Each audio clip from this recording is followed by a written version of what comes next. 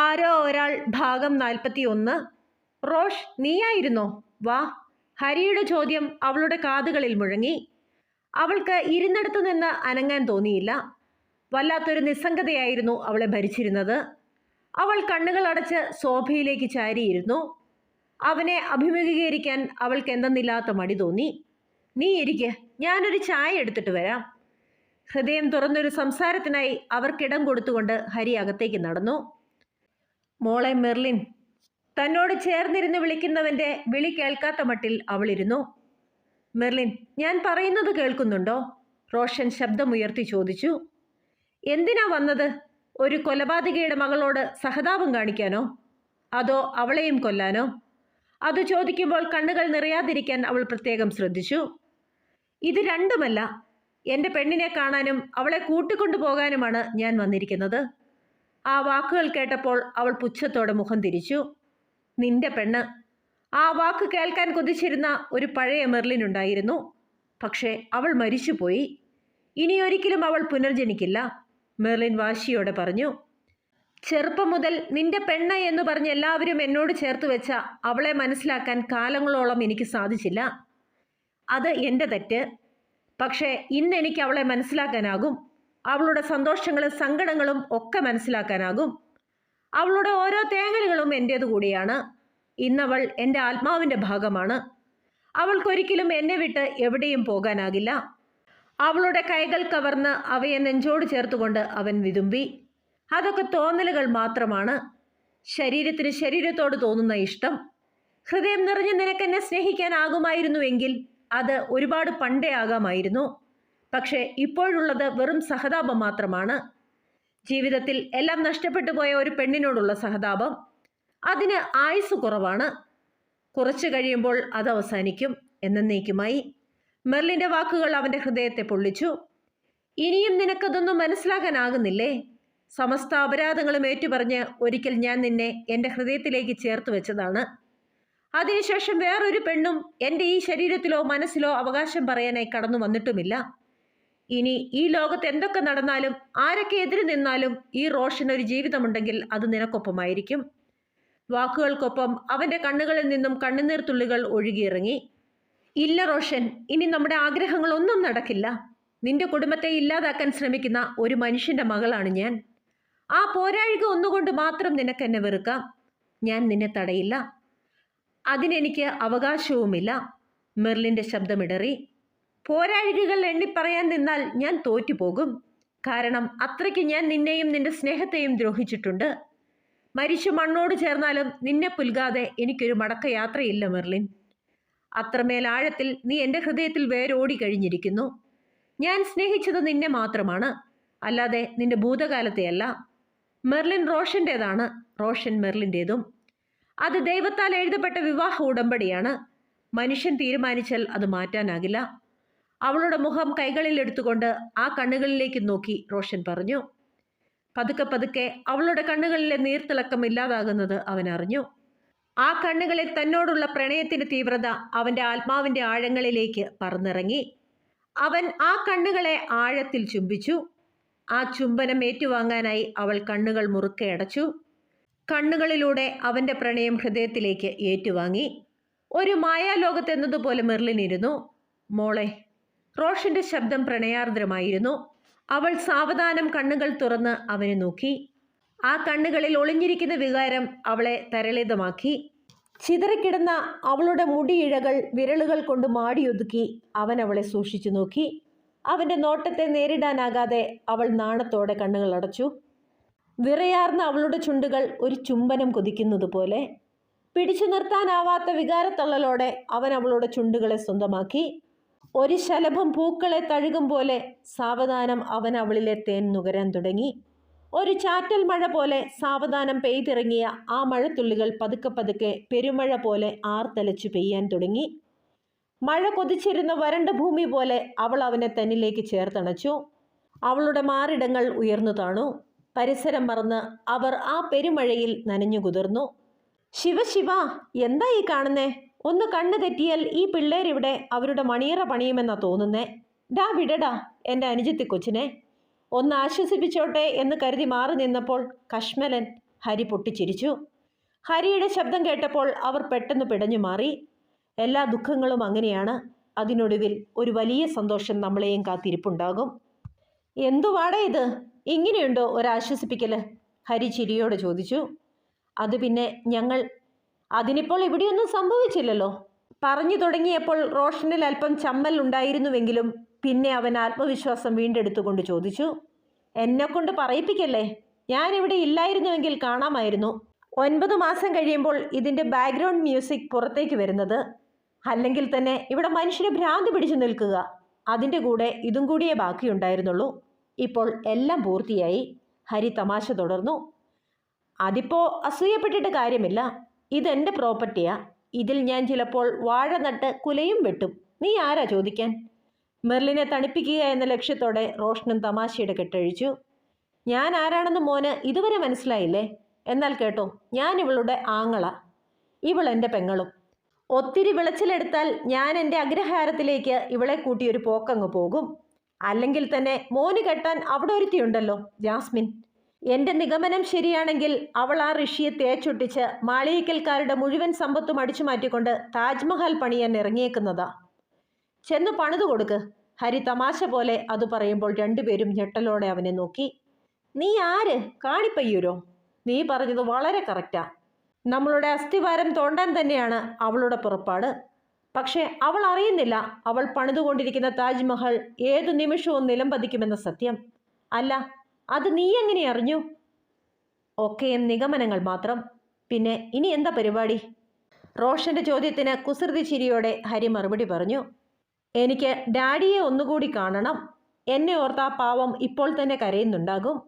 ഇനിയിപ്പോൾ അറിയാനായി അധികം കാര്യങ്ങളൊന്നും ബാക്കിയില്ല, ക്ലൈമാക്സ് മാത്രം. മെർലിൻ സാവകാശം പറഞ്ഞു. എടോ, തനിക്ക് സങ്കടമുണ്ടോ? അവളെ തന്നിലേക്ക് ചേർത്ത് നിർത്തി ഹരി ചോദിച്ചു. സങ്കടമുണ്ടോ എന്ന് ചോദിച്ചാൽ ഭാഗ്യദോഷിയായ ഒരു പിതാവിനെ ഓർത്ത് അല്പം സങ്കടമുണ്ട്. എന്തിനാ ഇങ്ങനെയൊരു ജന്മം? എൻ്റെ അമ്മയെയും കൊന്ന് മകളെ വെച്ച് പ്രതികാരം ചെയ്യാൻ നടക്കുന്നു. കഷ്ടം തന്നെ. അപ്പനെ കൊന്ന മകൾ എന്ന പേരുദോഷം അത് ഞാൻ മിക്കവാറും വാങ്ങിക്കൂട്ടും. എല്ലാം അവസാനിക്കും മുൻപ് എനിക്ക് അയാളെ ഒന്നുകൂടി കാണണം. ആർക്കും ഒരു പ്രയോജനവുമില്ലാത്ത ഇങ്ങനെയൊരു പ്രതികാരം എന്തിനു വേണ്ടിയാണെന്ന് ചോദിക്കണം. അത് പറയുമ്പോൾ മെർലിൻ്റെ സ്വരം ഉറച്ചതായിരുന്നു. അവളുടെ കണ്ണുകളിലെ നീരൊഴുക്ക് വറ്റിയിരുന്നു. എന്നാൽ വിട്ടാലോ? റോഷൻ അവൾക്ക് നേരെ കൈനീട്ടി. അവൾ ആ കൈയിൽ മുറുകെ പിടിച്ചുകൊണ്ട് എഴുന്നേറ്റു. ഹരിയേട്ടാ, ഞങ്ങൾ ഇറങ്ങുക. നാളെ ഹോസ്പിറ്റലിൽ വെച്ച് കാണാം. അവൾ ഹരിയോട് യാത്ര പറഞ്ഞു. ഡാ, ഒരു മിനിറ്റ്. അതെ, പോകുന്ന വഴിക്ക് കുരുത്തക്കേടൊന്നും തോന്നിയേക്കല്ല കേട്ടോ. നിന്റെ ആർത്തി കണ്ടിട്ട് എൻ്റെ കൊച്ചിൻ്റെ പപ്പും പൂടയും പോലും ബാക്കിയുണ്ടാവില്ല എന്ന് തോന്നുന്നു. എന്തായാലും നിനക്കുള്ള പ്രോപ്പർട്ടി തന്നെയാണ്. അതങ്ങോട്ട് എഴുതി കിട്ടും വരെ ആക്രാന്തം പാടില്ല. അല്പം മാറ്റി നിർത്തി ഹരി റോഷന്റെ ചെവിയിൽ മന്ത്രിച്ചു. അവർ രണ്ടുപേരും പൊട്ടിച്ചിരിച്ചു. എന്താ അവിടെ ഒരു അടക്കം പറച്ചിൽ? ചിരിക്കാനുള്ളതാണെങ്കിൽ എനിക്കും ചിരിക്കാമല്ലോ. മെർലിൻ ചുണ്ടു കൂർപ്പിച്ചു. അതൊക്കെ എൻ്റെ കൊച്ചിന് ഇവൻ വഴിയേ പറഞ്ഞു തരും. ആദ്യം നിങ്ങളുടെ കെട്ടൊന്ന് കഴിയട്ടെ. ഹരി അത് പറഞ്ഞ് പൊട്ടിച്ചിരിച്ചു.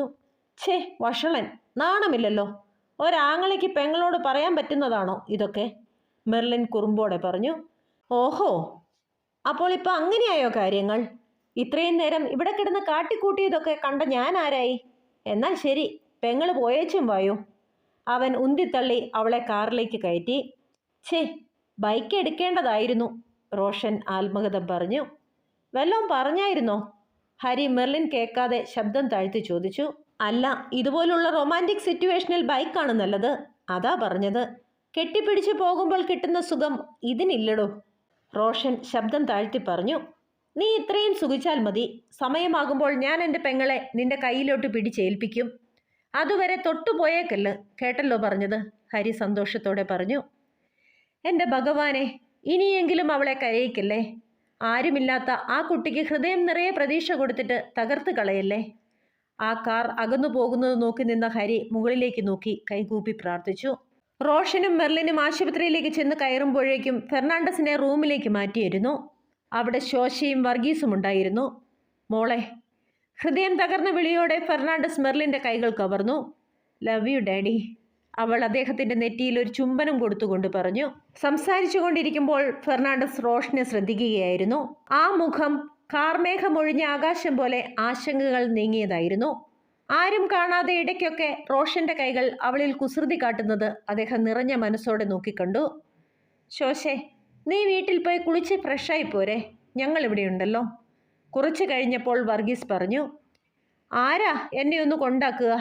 മോനെ റോഷ, നീ മമ്മിയെ ഒന്ന് വീട്ടിലാക്കിത്താ. ശോശയുടെ ആ ചോദ്യം കേട്ടപ്പോൾ റോഷന്റെ മുഖം പാടി. അത് ഞാൻ. റോഷൻ വാക്കുകൾക്കായി പരതി. എടോ, ഞാൻ ഡ്രൈവറോട് പറഞ്ഞിട്ടുണ്ട്, അയാൾ കൊണ്ടാക്കും. എനിക്കിവനോട് കുറച്ച് കാര്യങ്ങൾ ചോദിച്ചറിയാനുണ്ട്.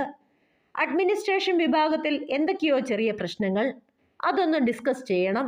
താൻ പോയിട്ട് പെട്ടെന്നിങ്ങുവാ. വർഗീസ് പറയുന്നത് കേട്ടപ്പോൾ റോഷന്റെ മുഖം തെളിഞ്ഞു. അവൻ മെർലിനെ നോക്കി കണ്ണിറുക്കി. അത് കണ്ടപ്പോൾ അവളുടെ മുഖത്ത് നാണത്തിൽ കുതിർന്ന മനോഹരമായ ഒരു പുഞ്ചിരി വിടർന്നു. അവളുടെ കവിളിൽ ചുവപ്പ് രാശി പടർന്നു.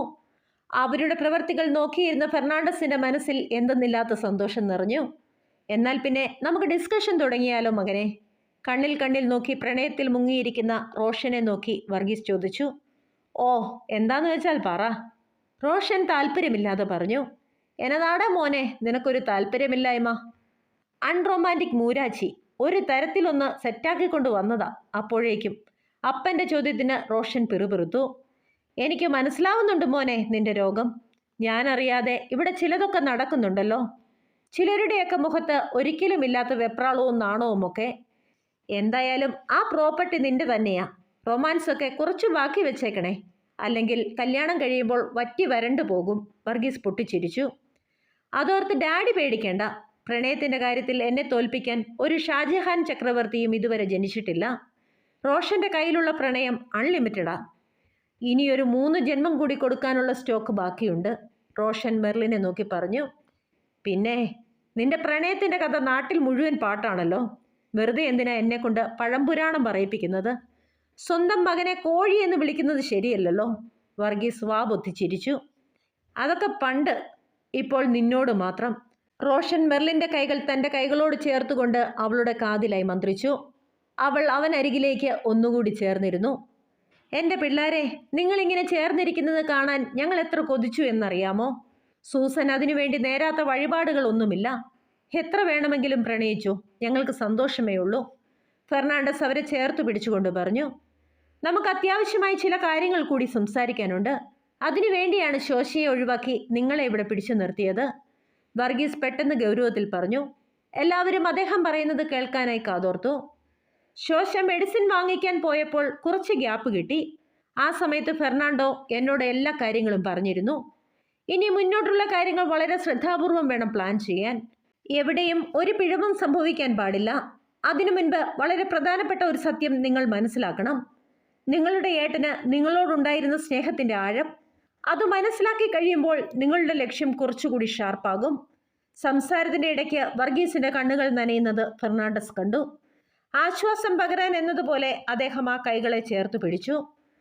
മെർലിൻ്റെ സംശയങ്ങൾ ന്യായമാണ്. നിങ്ങളുടെ സച്ചുവേട്ടനും സായിയും അവർ തമ്മിൽ പ്രണയത്തിലായിരുന്നു. ചുറ്റുമുള്ള പലർക്കും അത് മനസ്സിലാക്കാൻ സാധിച്ചില്ലെങ്കിലും ആരാലും പിരിക്കാനാകാത്ത വിധം ആഴത്തിലായിരുന്നു അവരുടെ ബന്ധം. പിന്നെ എന്തിനു വേണ്ടിയായിരുന്നു, ആർക്കു വേണ്ടിയായിരുന്നു ഈ നാടകമൊക്കെ? ഒന്ന് പറഞ്ഞു തരാമോ? വർഗീസ് പറഞ്ഞു നിർത്തിയപ്പോൾ മെർലിൻ ചോദിച്ചു. അവിടെയാണ് നിങ്ങളറിയാത്ത നിങ്ങളുടെ സച്ചുവേട്ടനും അവന് നിങ്ങളോടുള്ള സ്നേഹവും. വർഗീസിന്റെ വാക്കുകൾ കേട്ട് മെർലിനും റോഷനും ഞെട്ടലോടെ പരസ്പരം നോക്കി. ഞങ്ങളോടുള്ള സ്നേഹമോ? അതെ മക്കളെ, അതൊന്നുകൊണ്ട് മാത്രമാണ് ഒരിക്കലും പൊരുത്തപ്പെടാൻ പറ്റാത്ത ബന്ധമാണെന്നറിഞ്ഞിട്ട് പോലും ജാസ്മിനെ വിവാഹം കഴിക്കാൻ സച്ചിൻ തയ്യാറായത്. മെർലിൻ ചോദിക്കുമ്പോൾ വല്ലാത്ത ഹൃദയവേദനയോടെയാണ് വർഗീസ് അത് പറഞ്ഞത്. ഞങ്ങളോടുള്ള സ്നേഹം കൊണ്ട് സച്ചുവേട്ടൻ ജാസ്മിനെ വിവാഹം കഴിച്ചു എന്നൊക്കെ പറയുന്നത് എനിക്ക് മനസ്സിലാകുന്നില്ല. ഞങ്ങളും ജാസ്മിനും തമ്മിലുള്ള ബന്ധമെന്താ? മെർലിൻ സംശയത്തോടെ ചോദിച്ചു.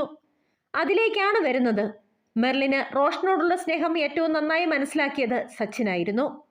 നിങ്ങൾ തമ്മിൽ വിവാഹം കഴിക്കണമെന്നും തൻ്റെ കൺമുമ്പിൽ എന്നും സന്തോഷമായി കഴിയണമെന്നും അവൻ ഒരുപാട് ആഗ്രഹിച്ചു. ഒരു വീട്ടിൽ തങ്ങൾ 4 പേരും. അവൻ്റെ സ്വപ്നവും അതുതന്നെയായിരുന്നു. മെർലിനെ ഏറെ സ്നേഹിച്ചിരുന്ന സായിക്കും അതുതന്നെയായിരുന്നു ആഗ്രഹം. പക്ഷേ എല്ലാം തകർത്ത് കളഞ്ഞത് നീയാ മോനെ. വർഗീസ് കുറ്റപ്പെടുത്തുന്നത് പോലെ റോഷനെ നോക്കി. ഞാനോ? റോഷൻ ഞെട്ടി. റോഷ, നിനക്ക് ജാസ്മിനോട് തോന്നിയ ആ ഇഷ്ടമായിരുന്നു എല്ലാത്തിൻ്റെയും കാരണം. വർഗീസിൻ്റെ വാക്കുകൾ കേട്ടപ്പോൾ കുറ്റബോധത്താൽ അവൻ്റെ തല കുനിഞ്ഞുപോയി. അതെ, എല്ലാത്തിനും കാരണം ഞാൻ തന്നെയാണ്, അവൻ്റെ മനസ്സ് പറഞ്ഞു. എങ്ങനെയെങ്കിലും റോഷനെ മെർലിനേക്ക് അടുപ്പിക്കാനായി അവർ ഒരുപാട് ശ്രമിച്ചു നോക്കി. പക്ഷേ ഒരു തരത്തിലും ജാസ്മിനിൽ നിന്ന് അകലാൻ റോഷൻ തയ്യാറാകില്ലെന്ന അവസ്ഥ വന്നപ്പോഴാണ് അവരുടെ ശ്രദ്ധ ജാസ്മിനിലേക്ക് തിരിഞ്ഞത്. ജാസ്മിന് റോഷനോടുള്ളത് ആത്മാർത്ഥമായ സ്നേഹമല്ലെന്ന് അവർക്ക് പെട്ടെന്ന് തന്നെ മനസ്സിലായി. പണത്തിനു വേണ്ടി എന്തും ചെയ്യാൻ മടിയില്ലാത്ത ജാസ്മിനെ ഒഴിവാക്കാൻ എന്തെങ്കിലും മാർഗം കണ്ടുപിടിക്കാൻ അവർ തീരുമാനിച്ചു. പക്ഷേ എത്ര ശ്രമിച്ചിട്ടും ജാസ്മിൻ എന്ന മായാലോകത്ത് പെട്ടുപോയ റോഷനെ പിന്തിരിപ്പിക്കാൻ അവർക്കായില്ല. എല്ലാം വിധിയുടെ വിളയാട്ടം, അല്ലാതെന്തു പറയാൻ. വർഗീസ് ദീർഘനിശ്വാസം എടുത്തു. ഇപ്പോഴും എനിക്ക് മനസ്സിലാകുന്നില്ല ജാസ്മിനും സച്ചുവേട്ടനും തമ്മിലുള്ള വിവാഹത്തിലേക്ക് നയിച്ചത് എന്ത് കാര്യമാണെന്ന്. ജീവന് തുല്യം സ്നേഹിച്ച സച്ചുവേട്ടനും സായയും തമ്മിൽ പിരിയാനുള്ള കാരണം അതാണ് എനിക്കറിയേണ്ടത്. മെർലിന് ആകാംക്ഷ അടക്കാനായില്ല. സായ മനസ്സിൽ പോലും ചിന്തിക്കാത്ത കാര്യങ്ങളാണ് പിന്നീട് നടന്നത്. നിങ്ങളെ ഒന്നിപ്പിക്കാനായി സച്ചിൻ കണ്ടുപിടിച്ച വഴിയാണ് അവളുടെ ജീവിതത്തെ ഈ അവസ്ഥയിലേക്ക് തള്ളിവിടാൻ കാരണം. ജാസ്മിന് വേണ്ടത് പണക്കാരനായ ഒരു ഭർത്താവ് മാത്രമായിരുന്നു. അതിപ്പോ സച്ചുവാണെങ്കിലും റോഷനാണെങ്കിലും അവൾക്ക് കുഴപ്പമൊന്നും ഉണ്ടായിരുന്നില്ല. ഒരു വിവാഹ പ്രപ്പോസൽ മുന്നോട്ട് വെച്ചപ്പോൾ ജാസ്മിന് റോഷനിൽ നിന്ന് നല്ലത് സച്ചിനാണെന്ന് തോന്നി.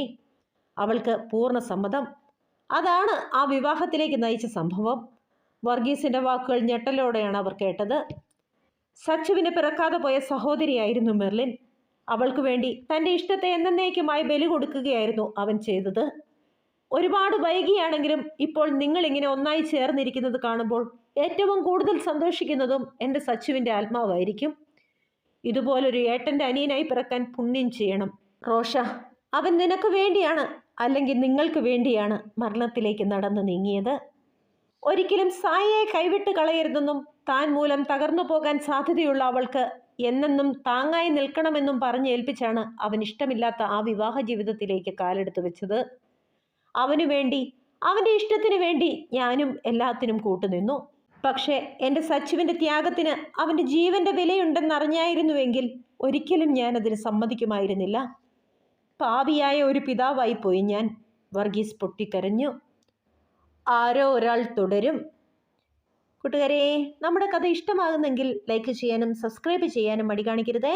അടുത്ത ഭാഗവുമായി നാളെ കാണും വരെ ബൈ ബൈ, സ്റ്റേ സേഫ്.